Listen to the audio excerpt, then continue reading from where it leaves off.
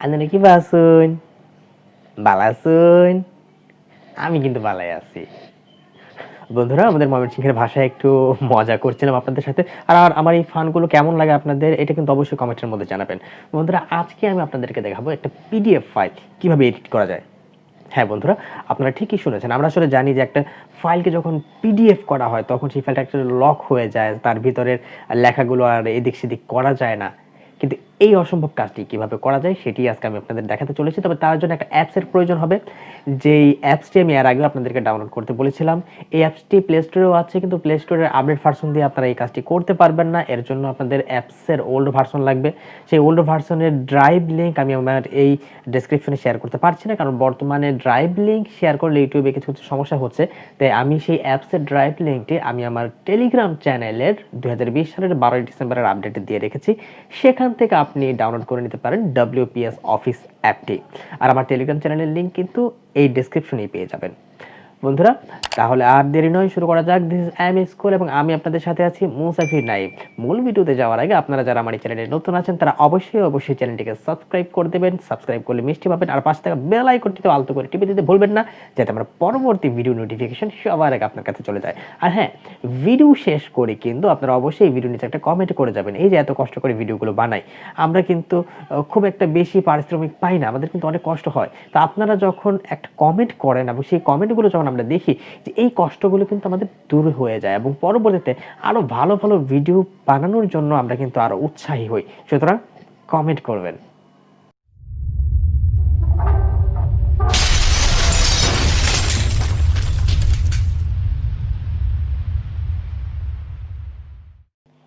তো এর জন্য প্রথমে আমাদের যে কাজটি করতে হবে সেটি হচ্ছে আমাদের মেমোরিতে যে পিডিএফ ফাইলটি আছে সেটিতে আগে ওয়ার্ড ফাইলে, ডক ফাইলে কনভার্ট করতে হবে, সেটিকে এডিট করতে হবে, তারপর সেটি আবার পিডিএফ ফাইলে সেভ করতে হবে। তো এর জন্য কি করতে হবে, প্রথমে আমরা অনলাইনে যাব, ক্রোম ব্রাউজারে গিয়ে আমরা সেখানে টাইপ করব পিডিএফ টু ডক, অর্থাৎ পিডিএফ ফাইলটাকে আমরা অনলাইনের মাধ্যমে ডক ফাইলে কনভার্ট করব।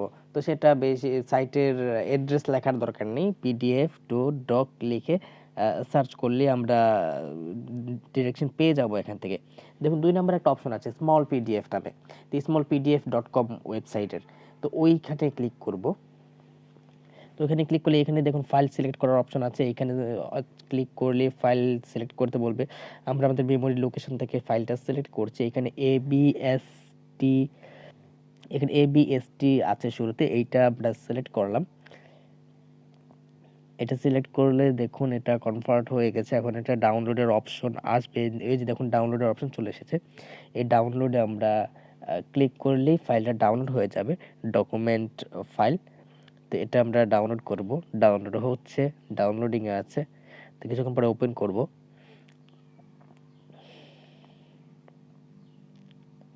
এই যে দেখুন ফাইলটা ডাউনলোড হয়ে গেছে। এখন এটা আমরা ওপেন করব WPS অফিসের মাধ্যমে। এই যে অ্যাপটা WPS অফিসের মাধ্যমেই এটা ওপেন করতে হবে। তো ওপেন করার পর এটা এইভাবে ওপেন হবে। এখন এডিটে ক্লিক করব।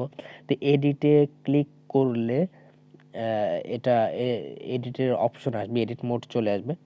যাক, আমরা এই বেশি কিছু এডিট করব না। এখানে যে নাম লেখা আছে আব্দুল্লাহ আল নাইম, এটা আমার নামই। তো ধরে নিন এটা ব্যাংক স্টেটমেন্ট, এটা একটা ব্যাংক স্টেটমেন্ট, এটা অন্য কারো নামে আছে, এটা আমি নাম এডিট করে নিজের নামে করে নেব। যাই হোক, আমি আব্দুল্লাহ আল নাইম নামটা কেটে দিচ্ছি। নামটা কেটে দিয়ে আমি এখানে লিখবো এখন আব্দুল করিম। হ্যাঁ, আব্দুল করিম লিখবো শুধুমাত্র। এরপরে আমরা সেই এডিট ভার্সনটা সেভ করে ফেলবো, আব্দুল করিম, এন্টার। হ্যাঁ, ডান দেব। এখন এই যে নিচে বড় একটা ফাঁকা এরিয়া আছে, তো এইখান থেকে দুই একটা স্পেস আমরা কেটে দেব, নয়তো এটা 2 পেজের হয়ে যেতে পারে। যেহেতু আমরা নতুন করে সেভ করছি, এখানে 2-3টা এন্টার আপনারা কেটে দেবেন। এখন আমরা এটা সেভ করব।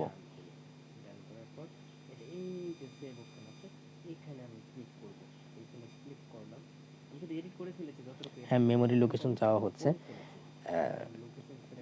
আমরা ফোল্ডারটা সিলেক্ট করে দেব, আমরা কালার ফোল্ডারেই এটা সেভ করি আপাতত। এইখানে নিচে যে সেভ অপশনটা আছে, আমরা এই সেভে আমরা ক্লিক করব না, সেভের উপরে দেখুন DOCX নামে একটা অপশন আছে, ওইখানে ক্লিক করব। ওইখানে ক্লিক করলে ফাইলের ফরম্যাট সিলেক্ট করতে বলা হবে। দেখুন এই যে 4টা ফরম্যাট আছে, আমরা PDF ফরম্যাটে সেভ করব। এরপর এক্সপোর্ট টু PDF, এখানে ক্লিক করলে এটা এখন সেভ হয়ে যাবে। আমাদের পিডিএফ ফাইল এডিট করা, এক্সপোর্ট টু পিডিএফ, এটা সেভ হয়ে গেছে। তো যাই হোক, আমরা এখন মেমোরিতে গিয়ে ফাইলটা ওপেন করব, ওপেন করে দেখব যে সত্যি এটা এডিট হয়েছে কিনা। ফোল্ডারে আমরা করেছিলাম কালার ফোল্ডার, যাই হোক, কালার ফোল্ডার, হ্যাঁ কালার ফোল্ডার, এই পিডিএফ ফাইলটা আমরা একটু ওপেন করি। একটা পিডিএফ রিডার দিয়ে ওপেন করবো, যে কোনো পিডিএফ রিডার হলেই হলো। সেটের পিডিএফ রিডার দিয়ে ওপেন করলাম। ওপেন করার পর আমরা একটু জুম করে দেখি, ওই তো দেখুন আব্দুল করিম। এখন এটা যে কাউকে যদি সাবমিট করি আব্দুল করিম নামে, তাহলে যে কেউ এটা ট্রাস্ট করে নেবে। যেমন বিশেষ করে অনলাইনে বিভিন্ন জায়গায় ব্যাংকে সাবমিট করার প্রয়োজন পড়ে, সেখানে আশা করি আপনারা উপকৃত হয়ে গেছেন। যদি উপকৃত হয়ে থাকেন, যদি কাজ হয়ে থাকে আপনাদের, তাহলে অবশ্যই এটা কমেন্ট করবেন আর সাবস্ক্রাইব তো অবশ্যই করবেন। পরবর্তী ভিডিও দেখার আমন্ত্রণ জানিয়ে এখানেই শেষ করছি।